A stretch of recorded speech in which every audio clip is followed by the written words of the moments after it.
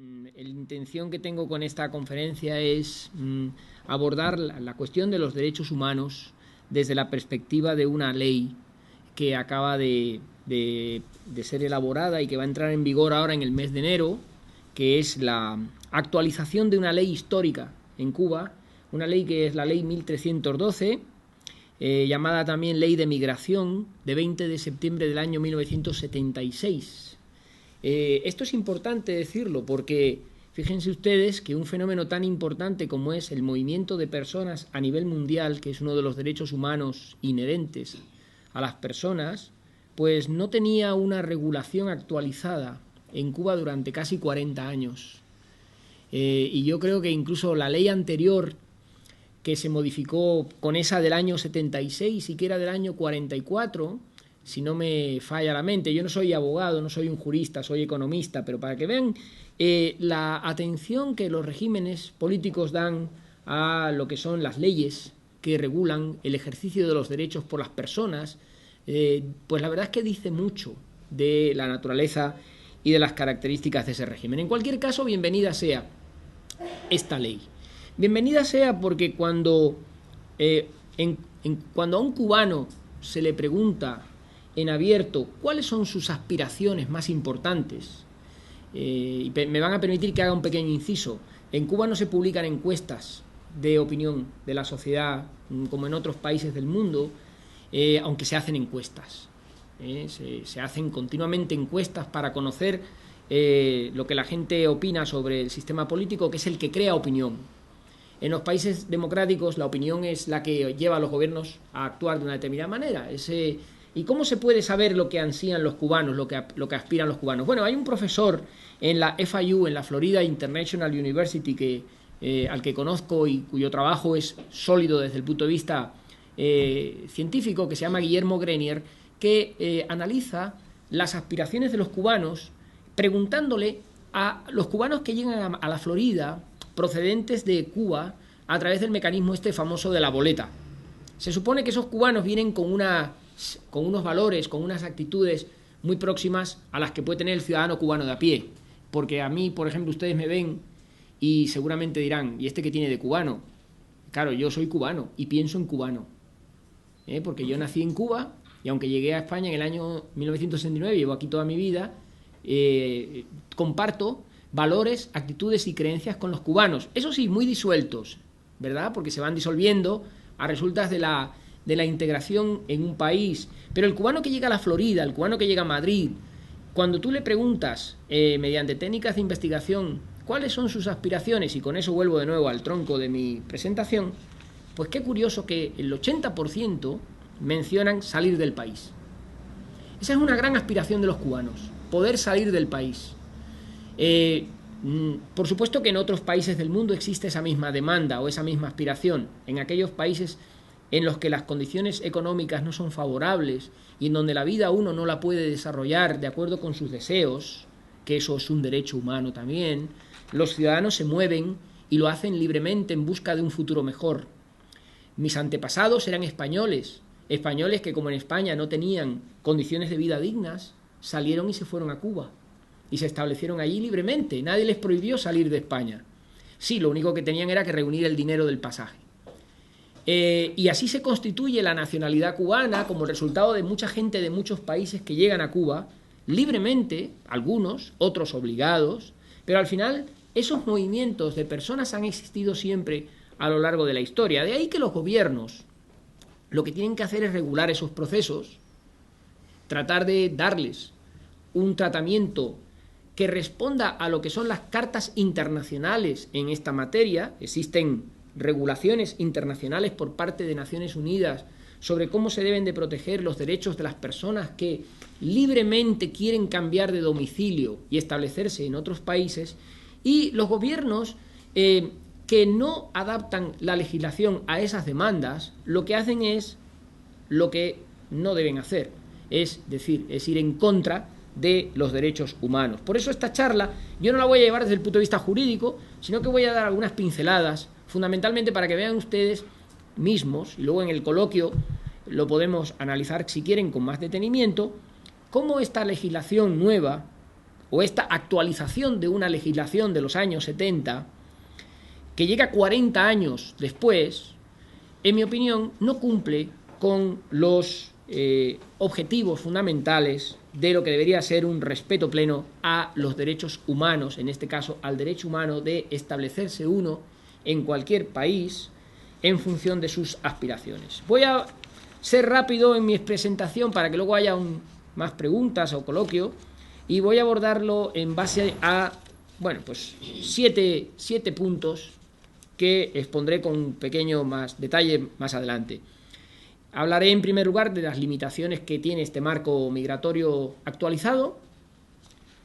En segundo lugar, veremos por qué considero que esta nueva actualización de la legislación no hace especial referencia a la diáspora, a lo que podríamos llamar la suma del exilio, la emigración de los cubanos que hay fuera de Cuba, que algunas indicaciones apuntan a que hay más de 2.200.000.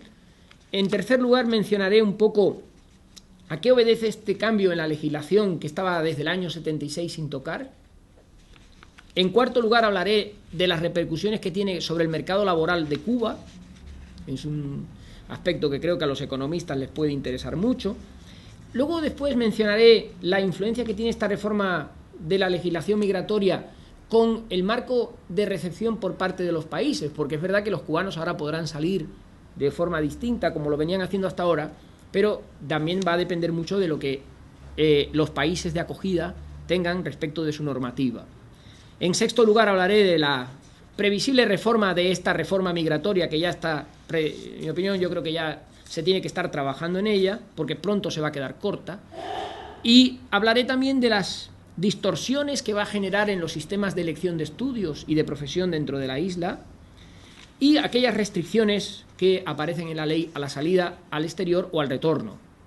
En base a eso, pues, más o menos les he expuesto un poco cuáles van a ser los mimbres sobre los que yo voy a hablar en esta charla de esta mañana, para que tengan ustedes una idea un poco aproximada de por dónde van a ir los tiros. Como les decía, los cubanos, desde el triunfo de la llamada revolución, allá por los años 60, siempre han bueno, pues se han ido produciendo salidas de población de la isla, porque, bueno, primero se marcharon los que estaban absolutamente en contra de ese sistema, ideológicamente hablando, y conforman un pequeño o un gran núcleo de una primera salida importante, pero lo curioso, lo sistemático, es que esas salidas, que van teniendo diferentes cohortes demográficas en un periodo de tiempo tan largo como son 52 años de existencia, no se han detenido en el tiempo. Cuba en el año 1959 era un país que recibía inmigrantes. Concretamente, 500.000 de españoles e italianos habían solicitado el visado de entrada para trabajar en Cuba. En el año 1959, ese dato está ahí y lo pueden ustedes consultar, y desde entonces Cuba se ha convertido en un país que lo que hace es periódicamente dar salida a sectores distintos de su población. Y fíjense que hay como una ley matemática o estadística que dice que cada 15 años se tiene que producir una salida masiva de población de Cuba. Siendo yo muy chiquito, que todavía vivía en Cuba, en el año 65, en el aula donde yo estaba, de pronto un buen día por la mañana, cuando yo llego, me encuentro con que la mitad de los niños habían desaparecido. Aquello fue la salida masiva que se produjo por Camarioca y que duró prácticamente hasta el año 73 con los llamados vuelos de la libertad, pero la concentración fue en el 65. Aquella fue mi primera impresión directa de lo que era el tema de salir de Cuba. A partir de ese momento, los cubanos empezaban a mirar hacia el exterior con una mirada distinta de la que nosotros teníamos, porque créanme, yo España la veía siempre como un país atrasado. La historia que yo tenía de España era de que mi familia se había ido de España porque en España no se podía comer. Entonces yo no pensaba en España como un país promisorio, en Cuba, cuando yo era un niño chiquito. Y esa no era mi idea de España. Yo siempre pensaba que en Cuba estaba mucho mejor que en ningún otro sitio del mundo. Pero en el año 65 es Camarioca, y luego en el año 80 llegan los sucesos de la Embajada del Perú y sale Mariel, 15 años. Y luego en el año 94 aparece el Maleconazo y aparece otra salida muy importante. Fíjense que son periodos de 14-15 años que es la cifra de años que los analistas de la economía cubana sabemos que son los 3 lustros que el régimen sostiene la presión sobre la población. No puede aguantar más. 3 lustros es el periodo de tiempo, 15 años, es el periodo de tiempo que ese sistema tiene para sostener la enorme presión social que se va acumulando a resultas de las diferentes actuaciones que tienen lugar dentro de ese sistema. El choque más importante que tiene el cubano con la inmigración tiene que ver en el periodo especial que comienza con la caída del muro de Berlín, el derrumbe del muro y la supresión de la subvención soviética que llegaba a Cuba todos los años y que era la que sostenía la economía. En ese momento, cuando se abren las puertas de Cuba al exterior y se florecen las actividades turísticas masivas, el turista que llega a Cuba ya no es el turista adinerado canadiense o italiano que llegaba en los años 80. Llega un turista nuevo que el cubano de a pie descubre que es electricista, fontanero, profesiones que en Cuba ya no tienen el reconocimiento social que podían tener en otros países y que se permiten el lujo de pasarse una semana en un hotel en Varadero con su esposa, con su mujer o con su amigo, con quien sea. Y el cubano que está en Cuba trabajando en puestos como médico, científico, analista, profesiones muy cualificadas de alto nivel, dice, pero ¿esto qué es? ¿Cómo es posible que el fontanero español que no sabe ni hablar, llega aquí y se pasa una semana en los mejores hoteles de La Habana gastando pesetas, gastando dólares? Esa sorpresa es la que produce inmediatamente un cambio de reacción en la población, y yo la entiendo perfectamente, aunque ya no vivo allí. Ya tengo mi familia, pero evidentemente yo no sé lo que está pasando, pero lo analizo desde fuera y sé que en ese momento el cubano ve que fuera se puede vivir mucho mejor que dentro y que todo aquello que se le ha dicho que iba a ocurrir y que lo único que había que hacer era esperar, porque esperando se producía ese cambio hacia ese hombre nuevo, hacia esas ideas y todo ese mensaje, bueno, pues no se va a producir. Y entonces surge la necesidad de cambiar de vida, la reunificación familiar, el exterior, la salida, se convierte en algo muy importante.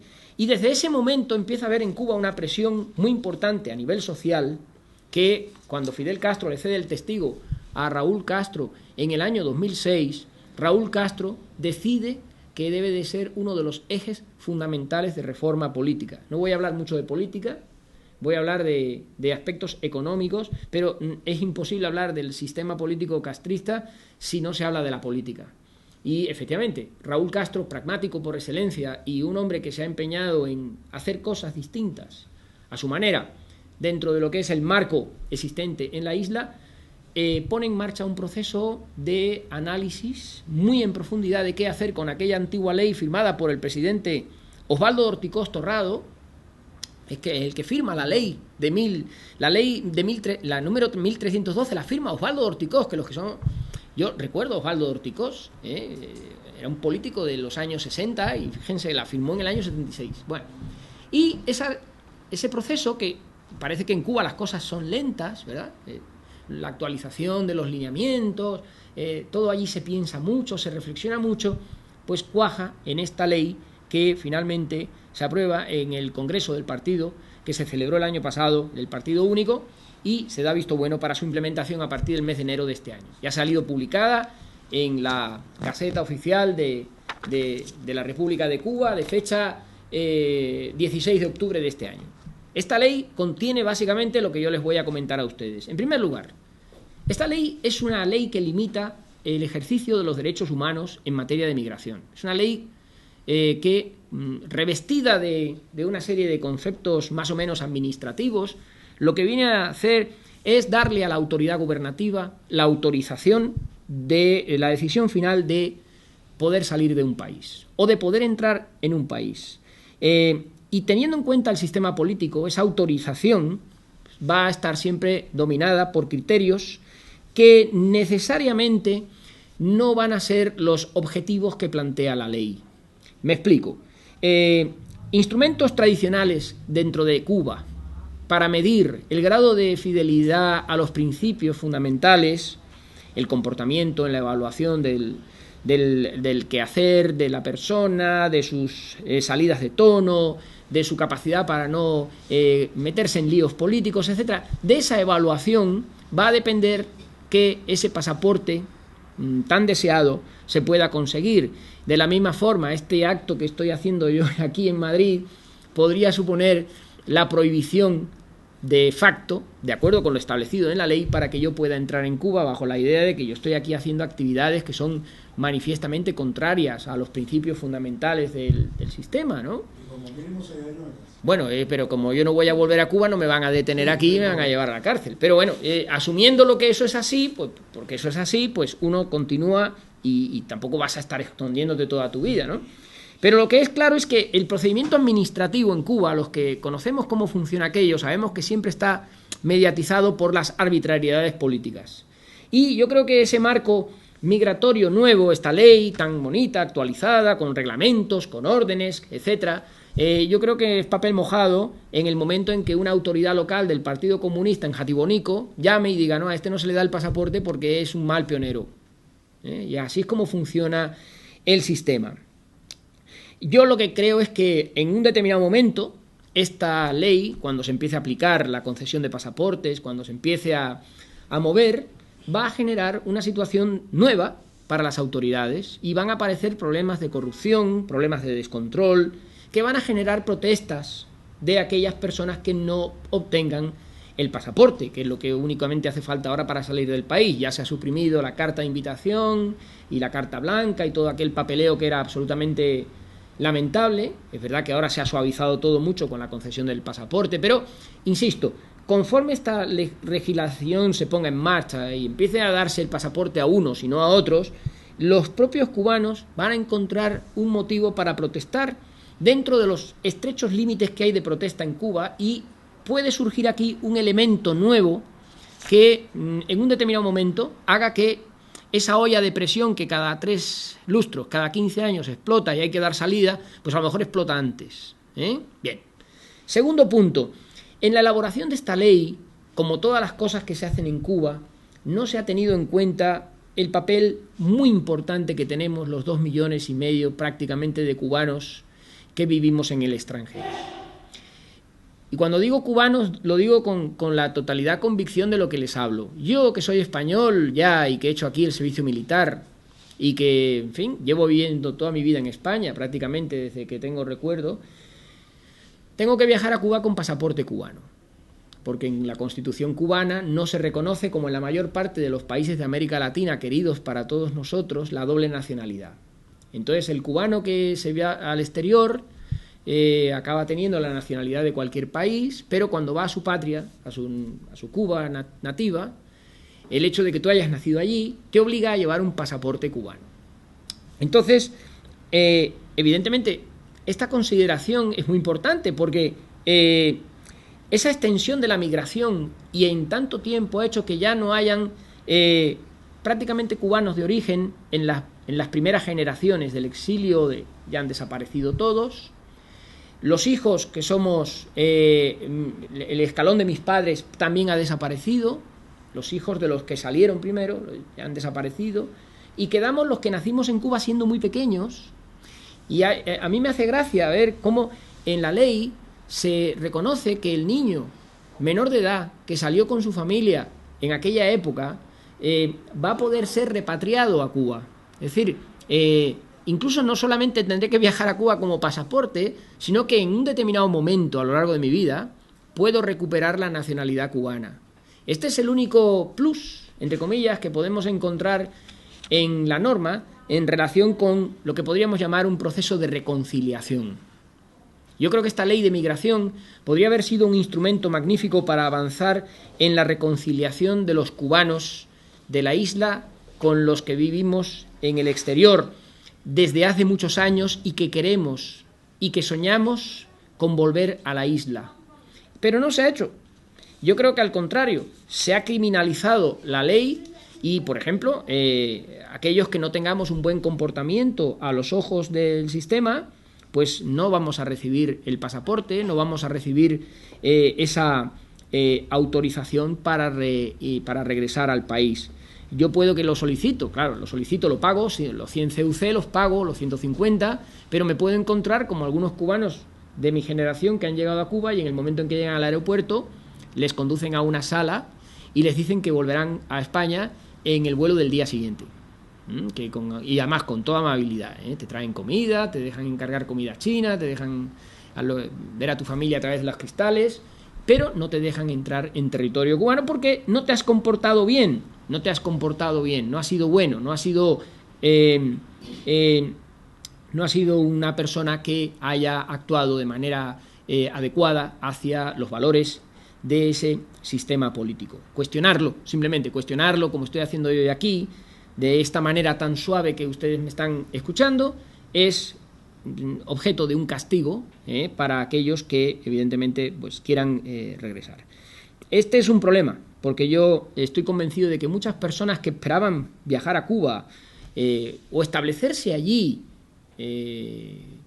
no van a tener con esta norma la seguridad jurídica de poder decir, bueno, pues a mí que me queda para jubilarme 15 años, yo me jubilo en España y con mi pensión de jubilación de español, que es muy buena, me vuelvo a Cuba y con mi pensión de jubilación en Cuba vivo como un rico, porque si el salario medio en Cuba son 455 pesos cubanos, que son unos 20 euros al mes, con una pensión de 2.000 euros, pues ¿cómo se vive?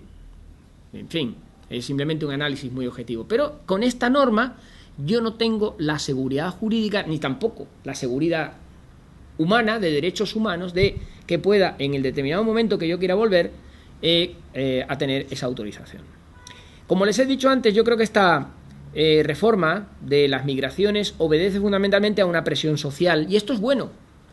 Esto es bueno. Yo creo que es bueno que el régimen aquel avance, vaya dando pasos en función de las presiones sociales. También es verdad que esta reforma se ha quedado lejos de lo que muchos cubanos aspirábamos.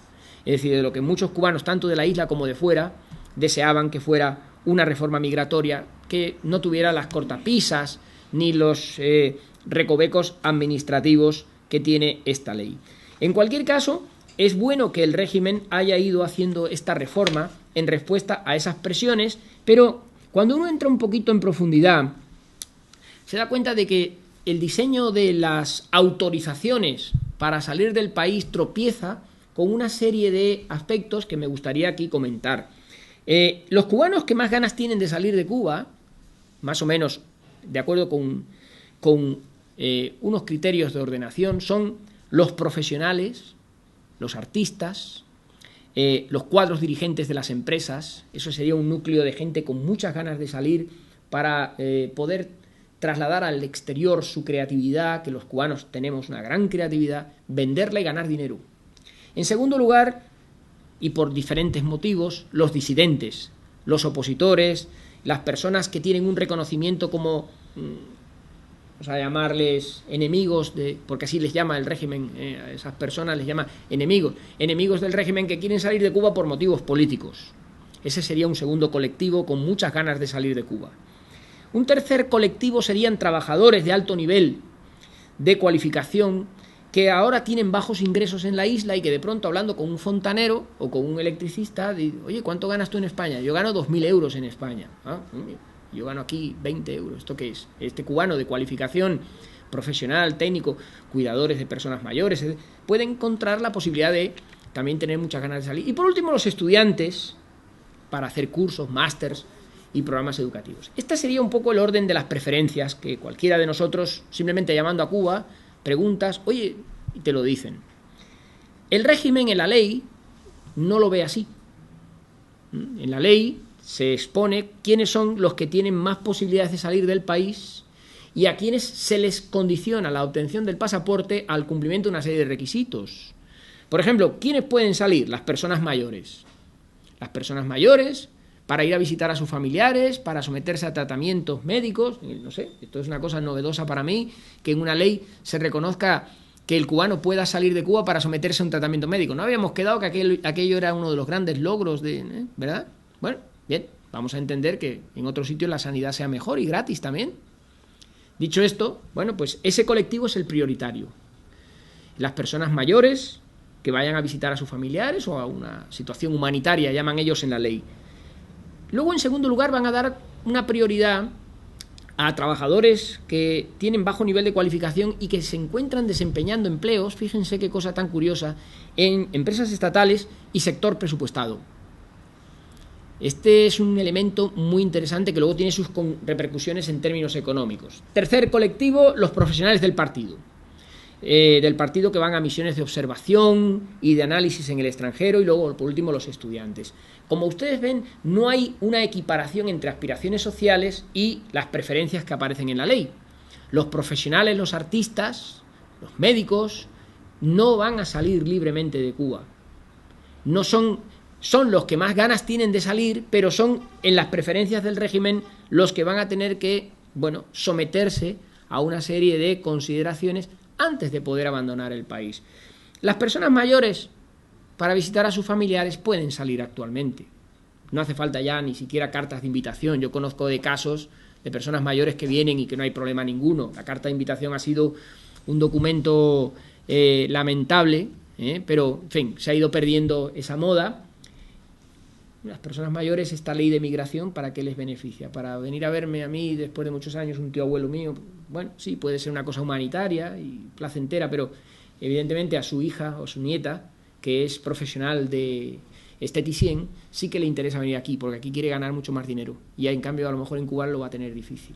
Este condicionamiento de quién sale, quién no lo veo yo en ninguna otra norma, y el régimen lo justifica por la agresión de los Estados Unidos. Lo dice así en el frontispicio, O sea, en el frontispicio de la ley, en el preámbulo, dice que como Cuba está sitiada y Estados Unidos lo único que quiere es machacarla, que no sé qué y tal y que cual, tenemos que preservar nuestro capital cultural, ¿no? En fin, después de toda esa retórica, dice quiénes son los que pueden salir sin problema de ningún tipo, que se vayan cuando quieran, y quiénes son los que no se pueden ir. Eso es lo que llamo yo el difícil encorsetamiento de esta norma.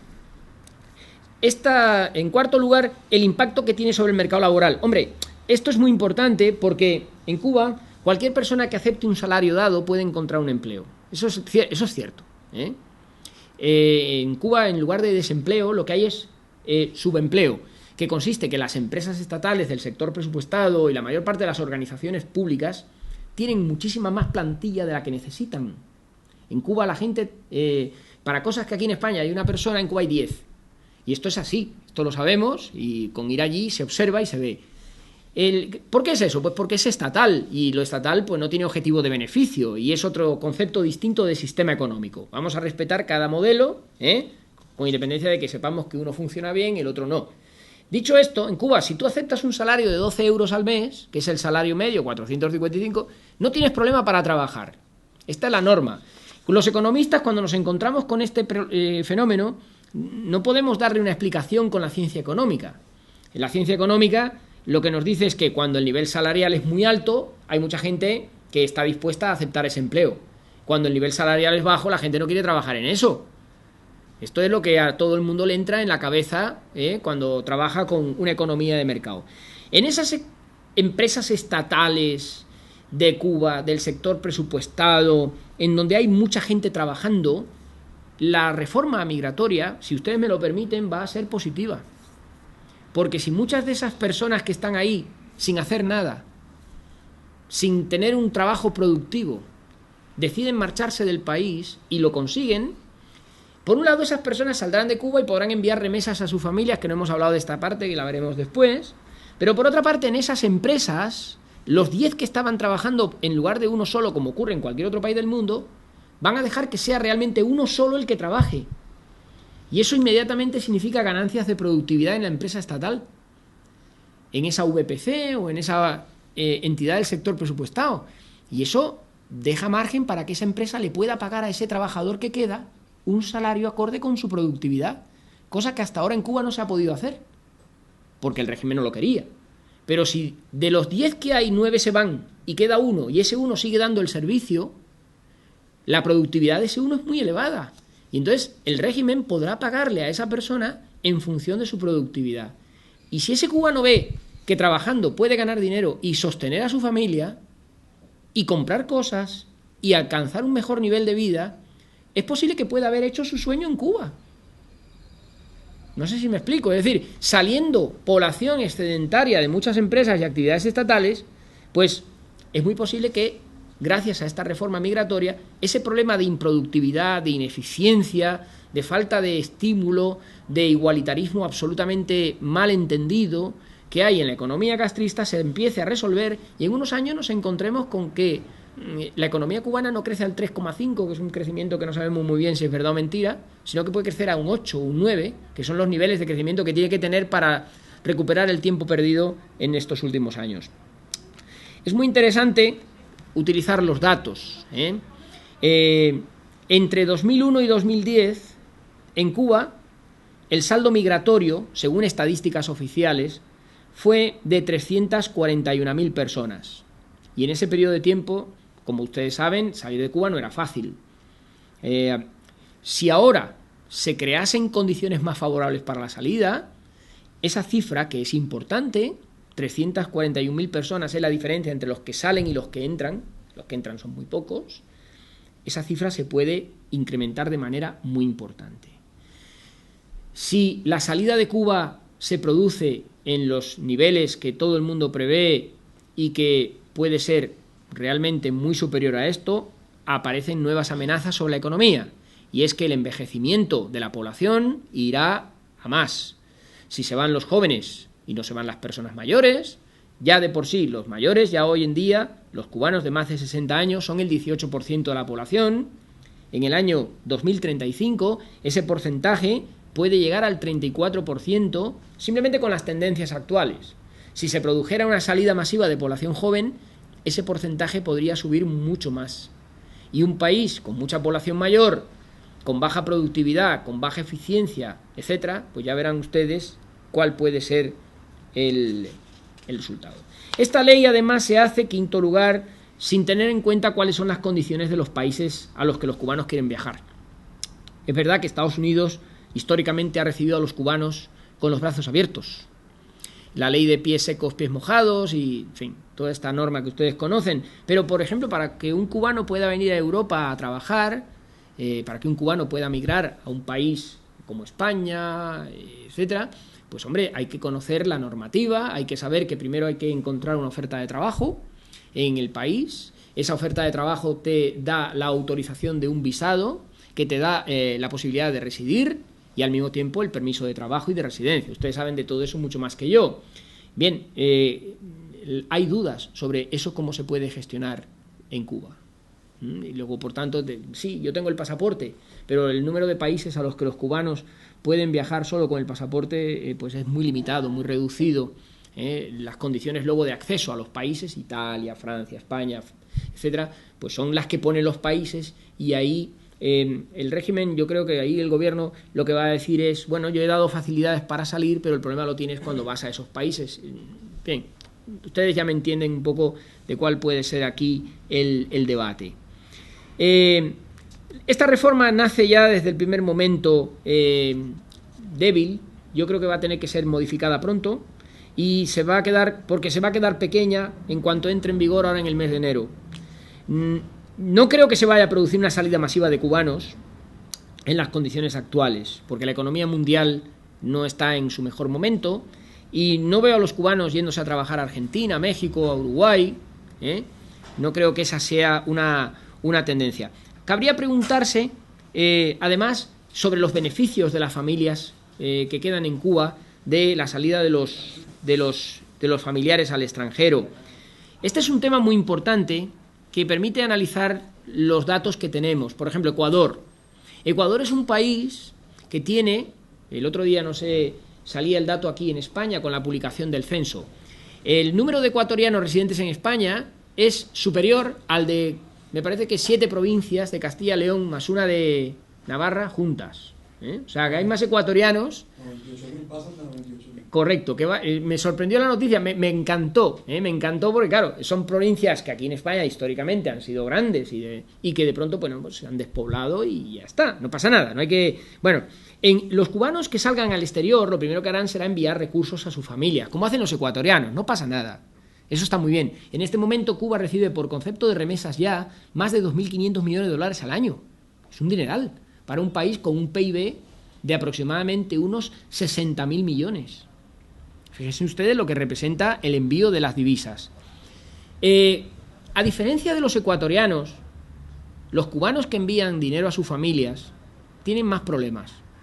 Y es una especie de dinero enviado para poco futuro. ¿Me explico? El ecuatoriano que envía dinero a Ecuador, su mamá, su papá, le va poniendo una cuenta corriente en el banco y al cabo de un periodo de tiempo da una entrada para comprarse un piso, o una casa, o un terreno, o un auto, o lo que quiera comprarse, porque va a ser suyo, porque es derecho de propiedad. Eso permite que en Ecuador las empresas españolas de la construcción construyan viviendas y contratan a trabajadores en Ecuador, a los que les pagan buenos sueldos. ¿Por qué? Porque están construyendo edificios. La economía es siempre un círculo que funciona como una máquina. No tiene, en cuanto tú le pones un palo a alguno de los ejes de la rueda, se rompe todo. El cubano que le manda a su familia 150 euros al mes, con esos 150 euros en Cuba, que es, fíjense que 7 veces el salario medio de un cubano, se pueden comprar cosas. Claro que se pueden comprar, pero no se puede comprar uno una casa, es muy difícil, porque el patrimonio de viviendas está muy limitado, y en Cuba precisamente uno de los oficios que me ha hecho gracia, se han aprobado en la última reforma, se llama el permutador de vivienda. La figura del permutador es un cubano que se dedica a permutar viviendas. O sea, no es un agente inmobiliario como lo entendemos aquí, que lo que trata es de vender vivienda nueva. No, el permutador es un profesional de prestigio, riguroso, que andaba antes por el Paseo del Prado, hablando en bajito, oye, tengo una casa en tal sitio, aquí, y la gente que va por allí va haciendo esa operación. Ahora ese permutador va a poder establecerse en un local, alquilándole al Estado, que es el único propietario de los locales, un alquiler mensual, y el Estado se lo cede para que ponga ahí su pequeño despachito y permute ahí las viviendas. Bueno, pues ese permutador no facilita la compra de una vivienda a ese cubano que está en el exterior. Ese cubano lo único que puede conseguir es que su familia coma bien, que pueda aprovisionarse en los mercados agropecuarios a unos precios que están absolutamente descontrolados, que se puedan vestir bien, con ropa de marca si es posible, que en las diplotiendas se puede conseguir prácticamente todo, no hay embargo, eso, en fin, se puede conseguir lo que uno quiera, o ponerle el dinero en una cuenta en el banco sabiendo que eso en algún momento se lo pueden cancelar.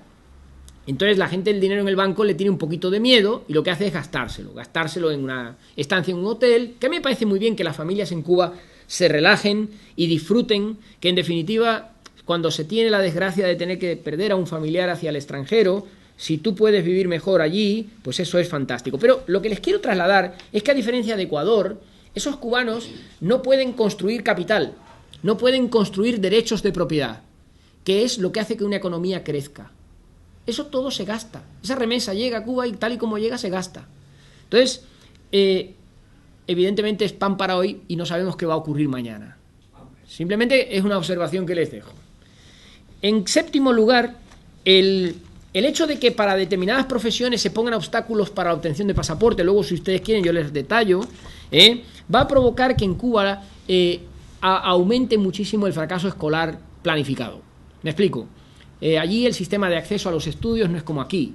En fin, se basa en condiciones distintas, de buen comportamiento, de ser un joven pionero, bien, todo este tipo de cosas que todos conocemos los que hemos vivido en la isla. Cuando entras en la universidad, pues te haces un profesional y sabes que al salir, bueno, pues el sistema te va a dar un empleo ganando 12 euros al mes.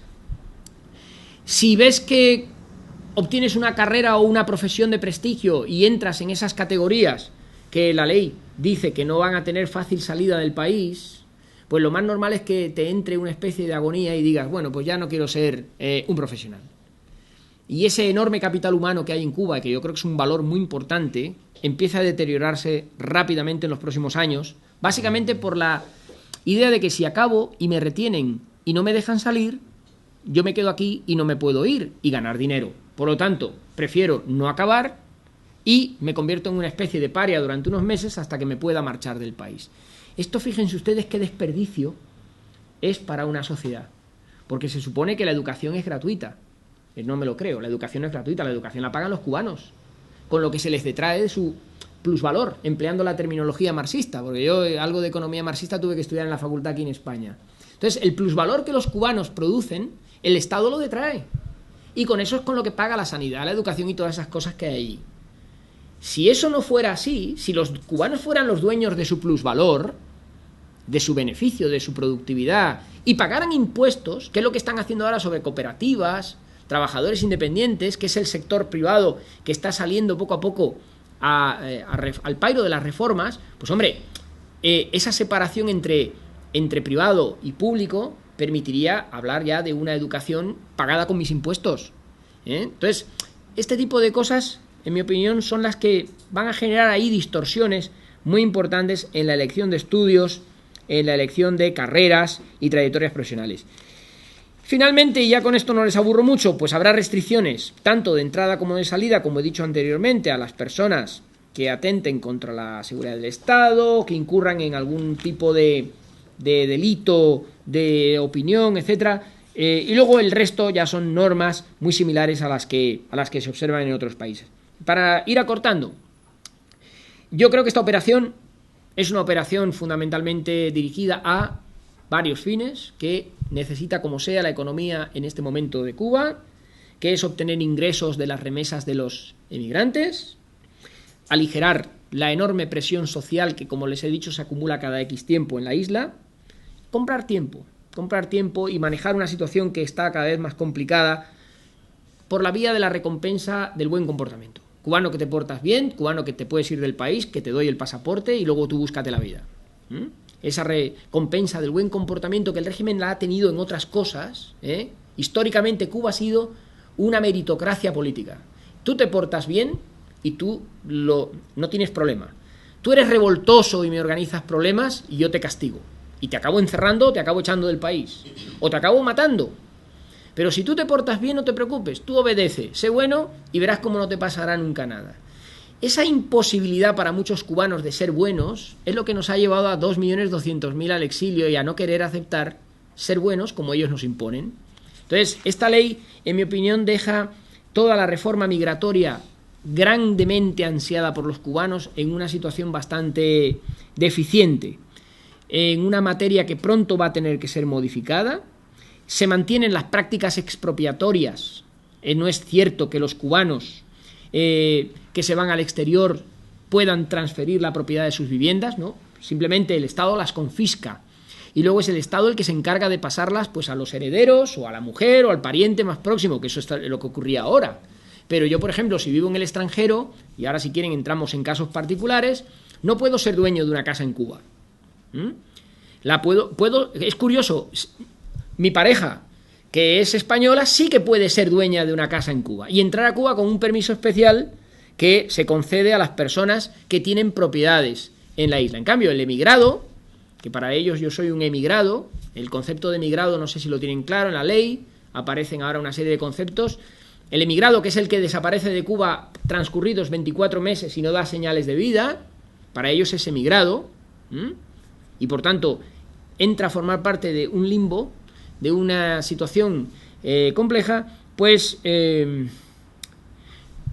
tiene exactamente las mismas condiciones que hasta ahora. Es por tanto que yo creo que muchos sectores de la sociedad cubana no se han visto agraciados o agradecidos con esta reforma, más bien todo lo contrario. Yo creo que ya se está viendo, ya algunos artistas, algunos diseñadores y algunos profesionales han empezado a cuestionar el que la reforma migratoria, que todavía no entró en vigor, entra ahora en enero, va a ser compleja para poder cumplir con sus objetivos y en suma esta ley que se pretendía convertir en un instrumento para suavizar la presión social se va a convertir en un foco de tensiones que, unido a lo que en la economía en este momento se está produciendo, que es una marcada división social con la aparición de grandes desigualdades sociales que el régimen no las puede tolerar, va a ser uno de los factores que en los próximos años puede convertirse en una espada de Damocles y anticipar cambios que no necesariamente tengan que ver con la duración temporal de la vida de los mandatarios, lo cual sería además muy sano para un país. A mí, sinceramente, tener que esperar a que se mueran determinadas personas para que haya una transición hacia algo me sabe mal. O sea, es como si lo hubiéramos estado esperando toda la vida, ¿verdad? Y lo ideal es que estos ingredientes empiecen a formar el ajíaco que haga que la propia evolución de Cuba hacia otra cosa distinta, no sé qué puede ser, pero desde luego distinta, nos llegue a todos en un momento de ilusión y de esperanza.